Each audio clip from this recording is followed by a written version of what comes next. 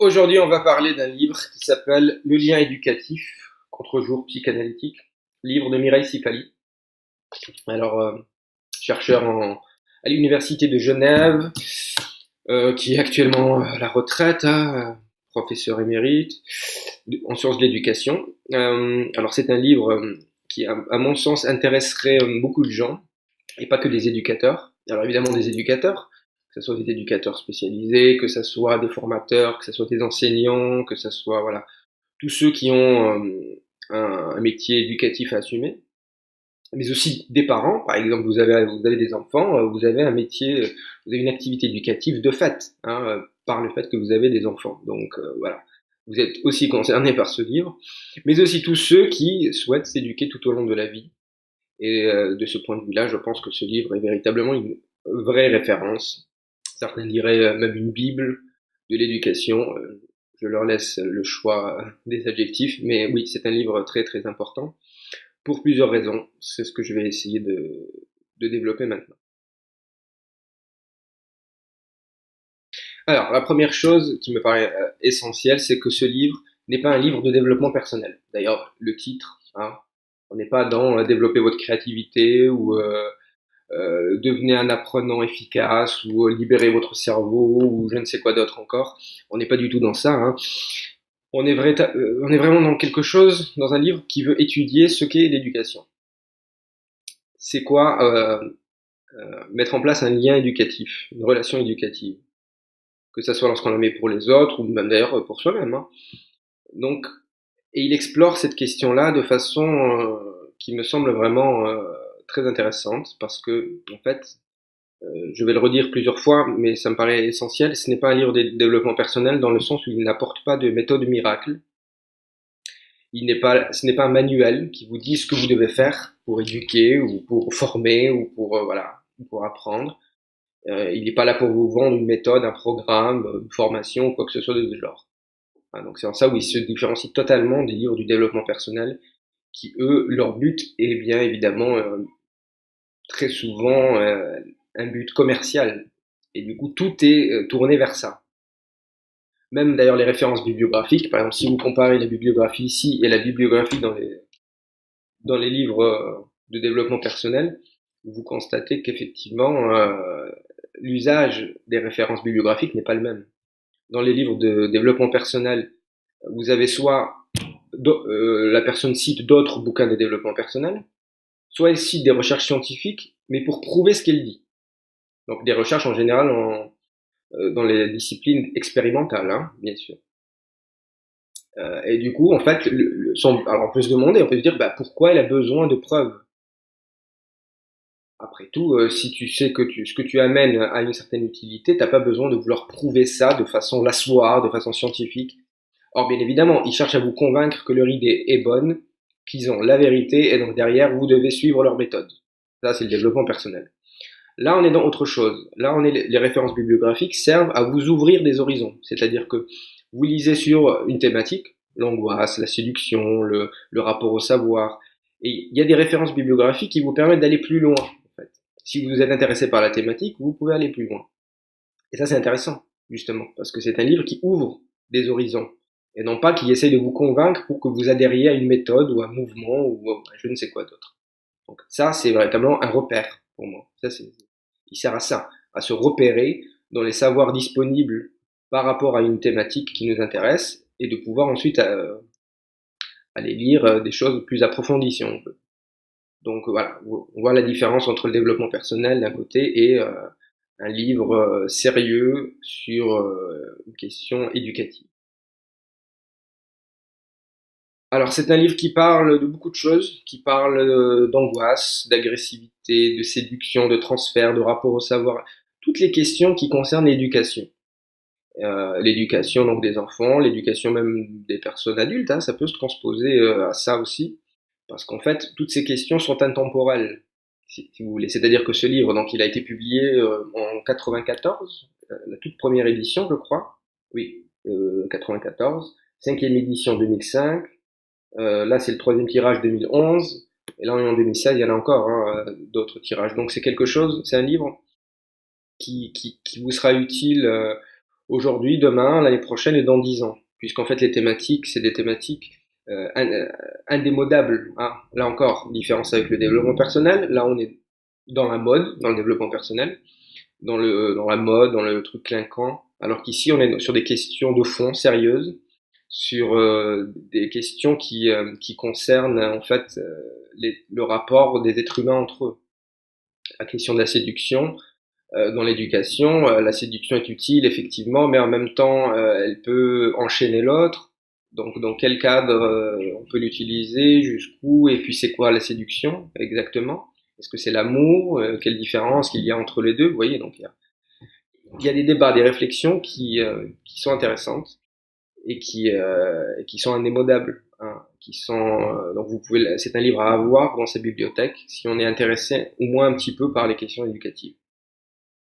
C'est un livre qui fait des distinctions, c'est-à-dire qui fait des différences entre des termes, par exemple l'angoisse, l'anxiété, l'effroi. C'est pas la même chose tout cela. Hein. À l'heure où on met tout dans la catégorie stress et burn-out, ce livre nous apporte des distinctions très intéressantes, puisqu'en fait, s'il y a plusieurs mots, c'est qu'il y a plusieurs réalités différentes.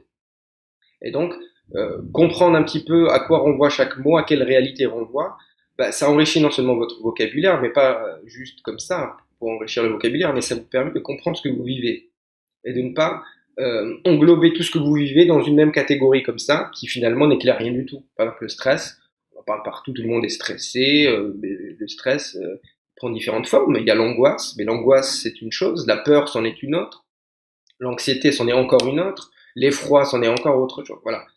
Et savoir distinguer toutes ces choses-là est intéressant. Pareil pour la séduction, l'amour. Il y a aussi de nouveaux termes que certains vont apprendre qui désignent des phénomènes assez particuliers, comme le transfert, par exemple, terme psychanalytique, assez complexe, mais qui est plutôt bien explicité ici. Le rapport au savoir aussi. Qu'est-ce que c'est savoir? Est-ce que savoir c'est juste apprendre par cœur? Mais ça sert à quoi d'apprendre par cœur? Si on connaît quelque chose par cœur, ça ne nous aide pas plus que ça, hein. À part le recracher pour un examen, mais une fois qu'on n'a plus d'examen, ça n'a plus de sens. C'est comme ça que certains arrêtent d'apprendre, parce qu'ils ont cru qu'apprendre, c'était toujours apprendre par cœur. Et dans le livre, on voit qu'il y a d'autres modalités de rapport au savoir. Il y a d'autres façons à utiliser le savoir. Et c'est ce que je vais en dire un mot sur ça, parce que ça me paraît important. Donc voilà, c'est un livre vraiment qui parle de thématiques très différentes, qui en parle de façon intelligente, qui différencie les termes entre eux, parce que chaque terme désigne des réalités différentes, qui est une bibliographie dense, hein, qui peut vous amener à lire d'autres choses assez pointues, mais en même temps qui vous font progresser, hein, d'une certaine façon. Alors, est-ce qu'on peut progresser dans l'éducation? Ça, c'est une question. Hein. Parce qu'effectivement, est-ce que progresser, ça veut dire ne plus avoir peur, ne plus être stressé? En lisant ce bouquin, vous allez voir que non, en fait. Hein, mais plutôt savoir reconnaître quand on a peur, quand on est stressé, et pouvoir travailler ces sentiments-là.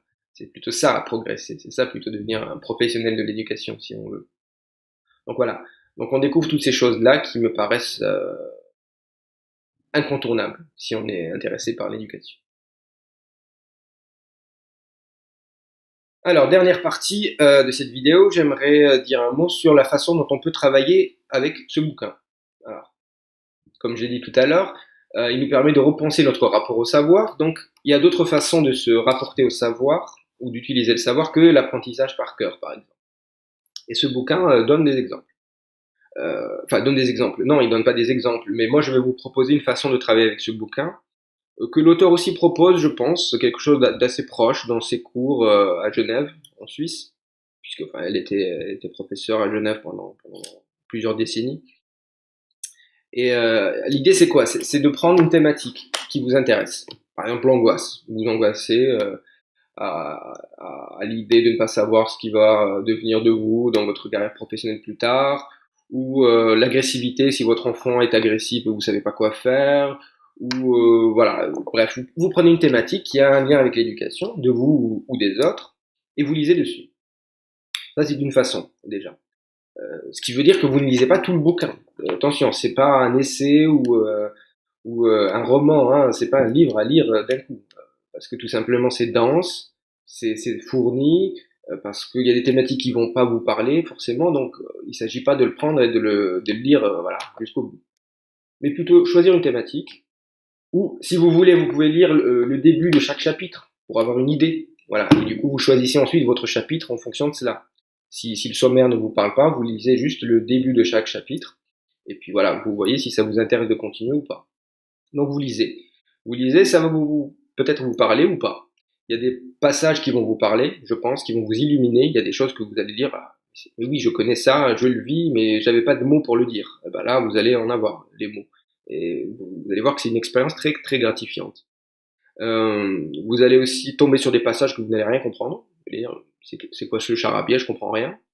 Vous allez tomber sur des éléments qui vont vous susciter des questions. C'est-à-dire vous allez lire quelque chose et ça va faire émerger des questions. Là c'est intéressant. Ça faut les noter en fait, hein, parce que justement c'est comme ça qu'on se forme d'une certaine façon. Vous allez aussi peut-être lire et vous allez tomber sur des éléments qui vont vous déstabiliser, qui vont remettre en question certaines choses que vous n'imaginez pas.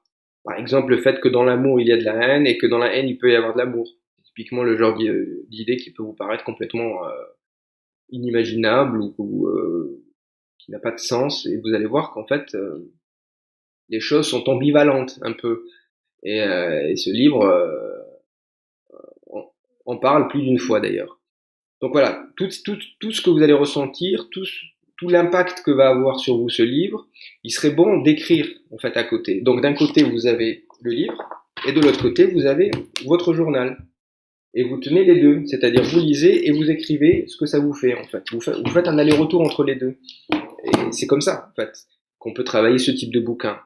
Parce que sinon on est dans le développement personnel, c'est-à-dire le développement personnel, vous avez un livre qui vous donne des recettes, des méthodes. Une fois que vous êtes convaincu que l'auteur vous a fait son blabla, vous êtes convaincu, bon, ben vous prenez ces méthodes et vous les suivez, et puis voilà, c'est tout. Ça donne quelque chose, ça donne pas.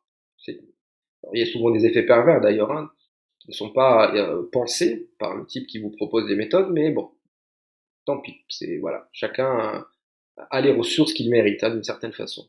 Par contre, ce genre de bouquin, comme ce n'est pas du développement personnel, il faut que vous trouviez votre propre façon de travailler ce bouquin.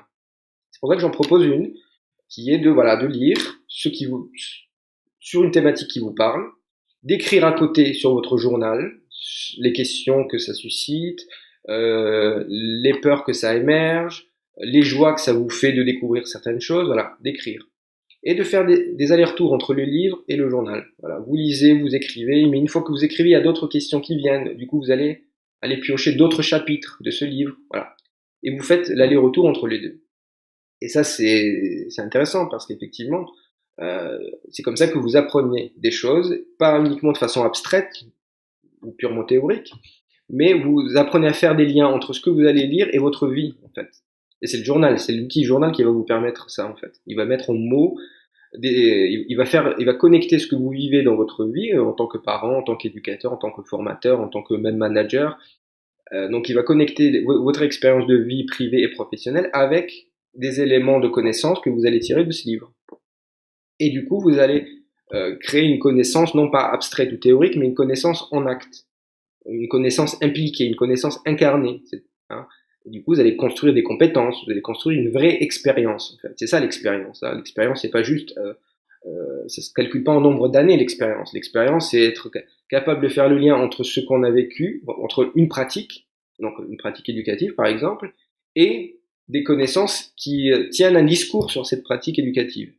Puisque le fait de pouvoir tenir un discours, donc par le biais de votre journal et par le biais de la lecture de ce livre, va éclairer votre pratique et va vous permettre de vous rendre compte des choses que vous ne pouviez pas vous rendre compte sans ça. En fait.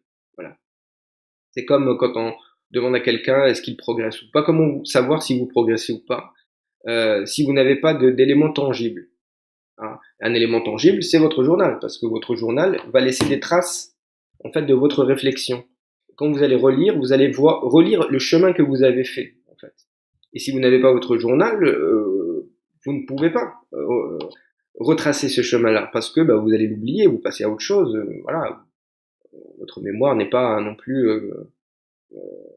n'est pas un stock. Hein, donc, Donc voilà. Donc le journal vous permet de retrouver votre cheminement de pensée, votre réflexivité, voilà, votre travail d'éducation, d'auto-éducation. Et le livre vous ouvre sur des choses que vous n'imaginiez pas et vous permet de faire des liens entre votre expérience, votre pratique d'un côté et ces connaissances-là que l'auteur apporte, qui sont puisées de partout. Hein. C'est-à-dire que vous avez des chercheurs en sciences de l'éducation, vous avez des psychanalystes, vous avez des sociologues, des anthropologues. Il y a quelque chose, enfin c'est vraiment dense, c'est vraiment un livre qui me paraît vraiment l'incontournable. C'est pour ça que dans la rubrique sciences humaines d'éducadulte, je commence par ce livre, hein, parce qu'effectivement ça me paraît vraiment la base, en fait, vraiment la base si l'on veut découvrir l'éducation, si on veut comprendre quelque chose dans l'éducation, et si on veut continuer à éduquer les autres et à s'éduquer soi-même, puisqu'on ne peut pas éduquer qui que ce soit si nous-mêmes on s'éduque pas. Hein. Voilà. Donc j'espère que ça vous a donné envie de le lire, j'espère que vous allez y trouver des choses, et ça j'en doute pas.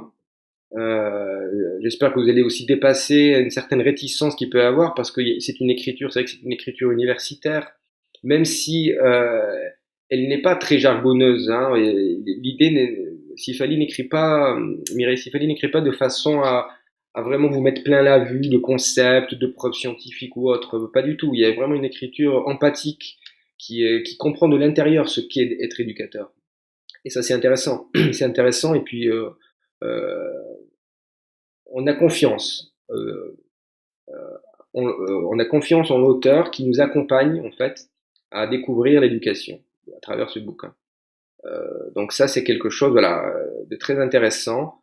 Ça nécessite d'accepter de ne pas comprendre certaines choses, et c'est pas parce qu'on ne comprend pas tout qu'on exploite mal ce bouquin. Voilà. D'ailleurs il y a un chapitre sur ça où vous allez voir qu'en fait ne pas tout comprendre c'est même mieux que de croire tout comprendre.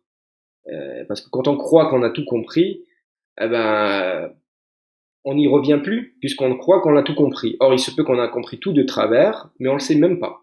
Alors que quand on sait qu'on n'a pas tout compris, ça crée un vide qui fait qu'on on revient. On revient, on relit, on réécrit, on repense, on discute, on relit, on revient, voilà. Ça crée du mouvement, ça crée une éducation. Donc, d'une certaine façon, ne pas tout comprendre, être déstabilisé par ce livre est une bonne chose. Voilà. Et je pense qu'il s'inscrit aussi dans cette logique, l'auteur et le livre. Voilà. Donc si vous voulez en discuter de ce livre, voilà, vous pouvez évidemment me contacter. Je serai content d'en parler, puisque c'est un livre que je considère comme étant un fondamental en matière d'éducation. Voilà.